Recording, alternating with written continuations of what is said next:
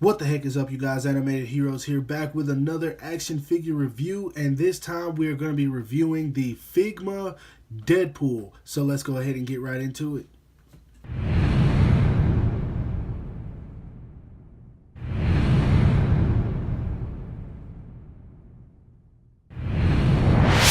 Now, first off, we'll start off with that sexy packaging. As you guys can see, Max Factory good smile up top, so you know that it's real, not a fake. Figma EX-042 Deadpool, as you guys can see, and that's made off the movie logo, or maybe it's just Deadpool's logo. I don't know a whole lot about Deadpool, but I like Deadpool as a character, so yeah. Anyway, like I said, Figma always has a sexy packaging. You can see the figure inside, and it looks awesome.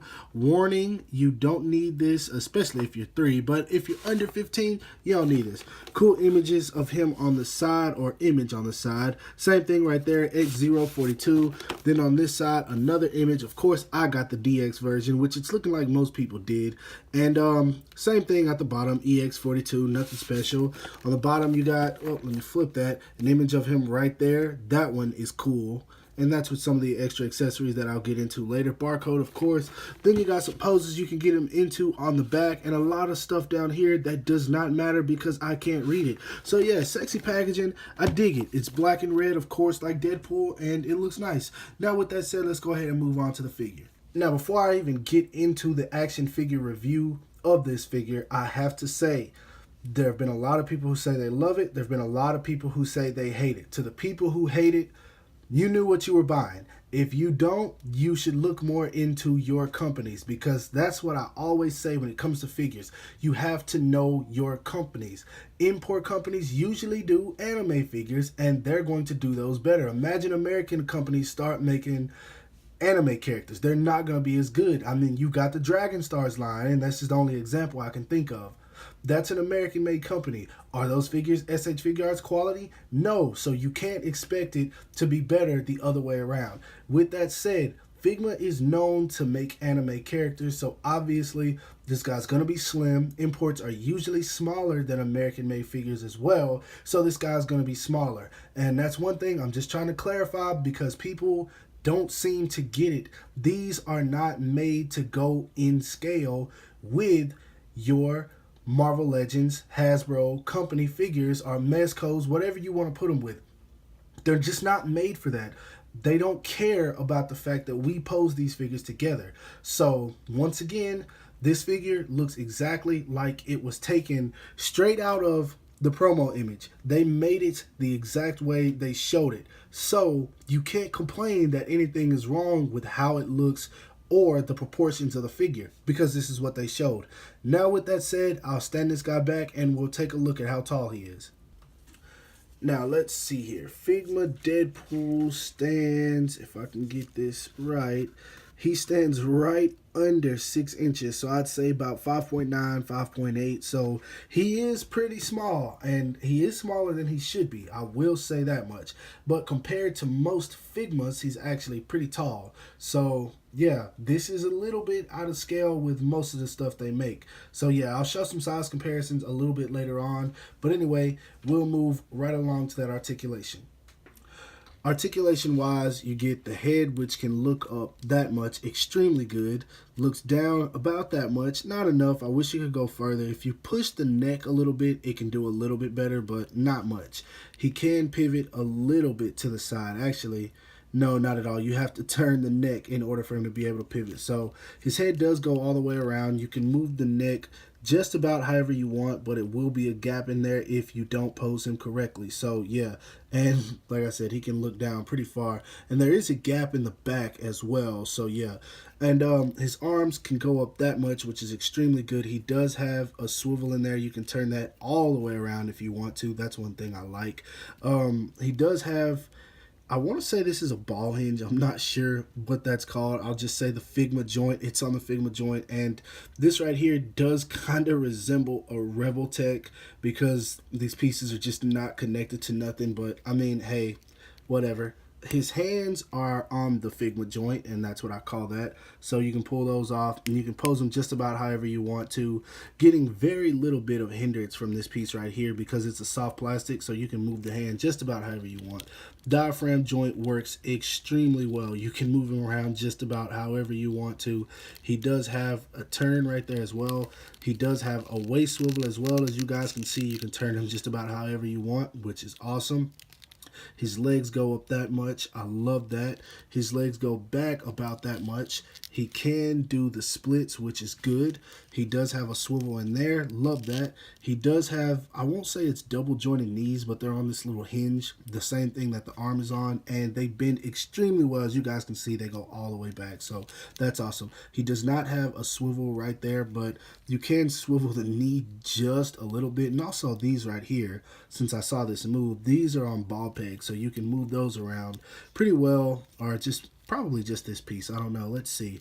Yeah, it's actually just this piece. These are all glued in place. And by the way, this gun, by the way, does move as well. So that's one good thing. And you can take these out. I'll show that in a minute. But last but not least, his foot goes down about that much, goes up that much, which is extremely good. Wow, I love the way that they handled that. And of course, he does have a toe hinge, and ankle pivot is amazing. So yeah, decent articulation, nothing new with Figma. But I will say one thing that I do dislike is the back piece right here. I hate how they did that, and that's just a gripe for me, because like if you hold it down, his arms down, you can still see that piece right there. So I mean, it's meant for them to be up, but it's not showing on camera, but it still looks a little bit weird. But that's just a minor gripe. Like I said, that's just me. But anyway, let's go ahead and move on to this load of accessories that he has. Now for accessories, I'm going to show off what comes with the standard version first, and then I'll show off what comes with the DX. Now with the standard, you get just his normal looking face, which is just a normal Deadpool face looking forward. I mean, nothing special about it. A pair of fist hands, which every action figure should come with. And I'll show his hands off first. He comes with a pair of open palm hands, as you guys can see. He comes with a pair of gripping hands, a pair of gun shooting hands, and a pair of hands. So when he makes the heart, you put these together and it makes that. I'll show that in the pictures later. But yeah, nothing special about it. He comes with a pair of swords, as you guys can see. I already took it apart, but you just put that back on there like that. And it's cool because you can actually have him with just a single sword on his back. These, there we go, come right on out, so the actual swords don't go in there. Nothing special about them. The swords look okay, just black and red paint, nothing special. He comes with a pair of swords, of course. Every Deadpool needs these, and nothing special about them. They look all right. They're cool, but I don't really like them all that much.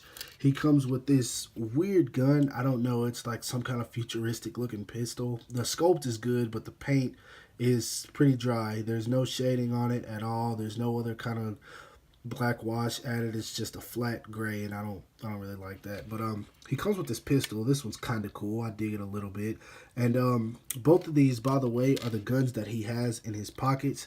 And all you do is tug on them a little bit and they come right out. So when you have him holding those weapons, you can pull these out of the sheath. That's one thing I like that they did, kind of on the Hasbro level for you Marvel Legends fans. And last but not least, he comes with these faces. He comes with one where he's kind of cheerful, like he's grinning about something, and then one where he's raising a brow. So yeah, that's all that comes with the standard version. Now we'll move on to the PX accessories. Now, for the DX version, he actually comes with an alternate pair of legs, which is pretty interesting. These are just a pair of boxers, actually, and you can put them onto his legs. And, I mean, that's kind of cool. I don't know what made them decide to give that to us, but I mean, it's awesome. You can see all the scars and burns on his legs, and I think they sculpted that really nicely, and just like how pale the legs look. So that came out pretty nice. I'm kind of glad they gave us that. You can put that on by separating it from the bottom. I'm not going to do it right now, but I will show some pictures later. He also comes with a pair of the Mortal Kombat Melina knives, and that's what I call these simply because every time I see these, that's who I think of. I think she's probably the first person I ever seen with these, and so that's just a part of my memory. I think of Melina every time I see these. But yeah. Anyway, he comes with two of these weird looking guns. I don't know what they are. I don't know if it's some kind of I don't know. They're weird though, but I mean they look good. The sculpt is great. It's just a flat gray, nothing more. But I wish they had a little bit of paint on them, but they're okay. They're passable. I'm probably not gonna pose them with these much anyway. He comes with, a lot of people don't know what it is. I'm just going to say that it is a tortilla. That's what I think it is. I don't know, but hey, or tamale. I think it's a tamale. I'm gonna say tamale. So yeah, we'll go with tamale on that one. He comes with an alternate head, which is him chewing on the tamale, I guess you can say. And I don't know, this head just looks really weird to me. I don't like it. I'm probably not going to pose him with it, and I'm probably just going to leave it in the package. Last but not least, he comes with an extra gripping hand for the tamale, of course. He comes with a, let's see, a pointing finger. He comes with Call Me Later hand. I dig that. They gave these to Spider-Man. And he comes with a thumbs up. So yeah, a large array of accessories. Now with that said, let's go ahead and move into some size comparisons. First off, here he is standing next to what everybody and their mom wants to see. Him standing next to two Marvel legends. And as you guys can see, he does not go in scale with them at all. Next up, here he is standing next to the SH Figure Arts and Mafex Spider-Man Homecoming figures, and sadly he's just about the same size as both of them, so he is definitely on the small side. Lastly, here he is standing next to the Figma free Makoto Tachibana and my most favorite Figma to date right now, the Haikyuu Shoujo Hinata Figma. Now, my final thoughts on this figure are that it is not one of my favorites, I will be honest. But I can't say that I didn't get what I paid for, because once again, this is exactly what they showed off in the promo images. I do wish he would have been a little bit taller. That's one thing that does bug me. But as I said earlier, he's an import figure. You never know what you're going to get from them scale-wise, because sometimes it clearly doesn't make sense, but they go with it anyway. So yeah, do I like it? It's okay. Do I hate it? No. It's just one of those figures that's in for me.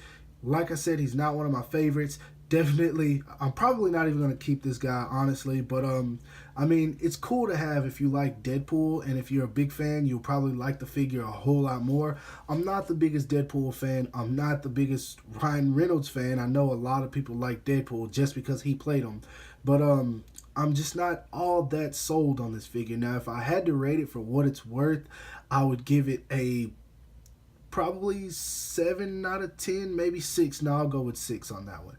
6 out of 10. Now, if you are a die-hard Deadpool fan and you want him to look buff and swole and you're just used to him from the comics, I don't recommend this. But if you just want a Deadpool that's fun to play with, you don't care about size, you don't care about scale, then yeah, this guy's definitely for you. I can without a doubt say that this figure is not for me. I'm not going to be keeping it, but that's not to say it's not good. So anyway, it's not up to me to decide. It's up to you guys. I hope you guys like my review. I hope you guys understand it. And if so, don't forget to give it a thumbs up. Don't forget to subscribe to my channel for more action figure reviews if you're not already. And as always, I will talk to you guys later. Peace.